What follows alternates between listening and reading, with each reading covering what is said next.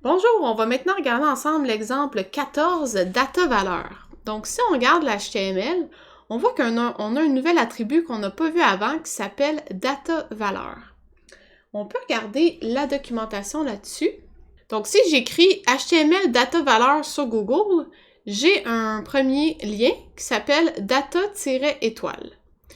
Et en fait, ce que ça veut dire, ça, c'est que on a un attribut qui s'appelle data- et l'étoile, c'est pour dire n'importe quoi. Ça veut dire en fait que le nom qu'on va lui donner, c'est pas important, mais c'est un attribut qu'on peut rajouter quand on le désire. Donc, dans mon cas, je l'ai appelé data-valeur. Donc, c'est cette valeur-là que j'ai décidé le nom que j'ai décidé de lui donner, c'est valeur. J'aurais pu l'appeler data-banane, ça aurait été bon aussi. Donc, ça, c'est un attribut particulier qu'on a décidé de assigner parce qu'on a une valeur ici qu'on veut qui soit en lien avec la balise HTML. Donc, qu'est-ce que ça fait, cet attribut-là? On va regarder ensemble dans le code. Je rappelle que, je sais pas pourquoi je crie, désolée. Je rappelle que la boucle ici a été faite pour nous, donc on n'a pas besoin de la coder. Ensuite, on a les fameux emphases là, qui restent la plupart du temps. Et ce qu'on veut ici, c'est écrire le code pour cliquer sur personnage. Donc, on nous dit déclarer une variable, appeler position en texte, et l'initialiser avec l'attribut data-valeur de l'élément cliqué.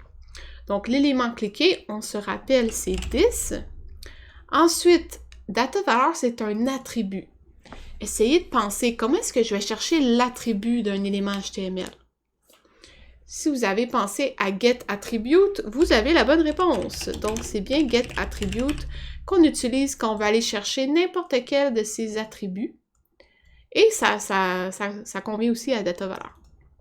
Donc, dans ce cas-ci, l'attribut que je veux, normalement, on écrivait source ou on écrivait title. Ben là, on fait juste écrire data-valeur. Et finalement, on nous dit afficher un pop-up sur l'écran avec le texte de la position. Donc, ce qu'on veut ici, c'est juste voir c'est quoi le contenu de cette variable-là. Donc, on va faire une alerte et on fait juste mettre la variable directement. Donc, ce que je fais, je vais chercher l'attribut data-valeur de l'élément sur lequel j'ai cliqué, je le mets dans une variable et ensuite, je l'affiche. On va aller tester tout ça. Donc, je vais cliquer sur le premier et ça me dit premier. Je clique sur le deuxième et ça me dit deuxième. OK, si je clique sur lui, ça devrait me dire neuvième. Voilà.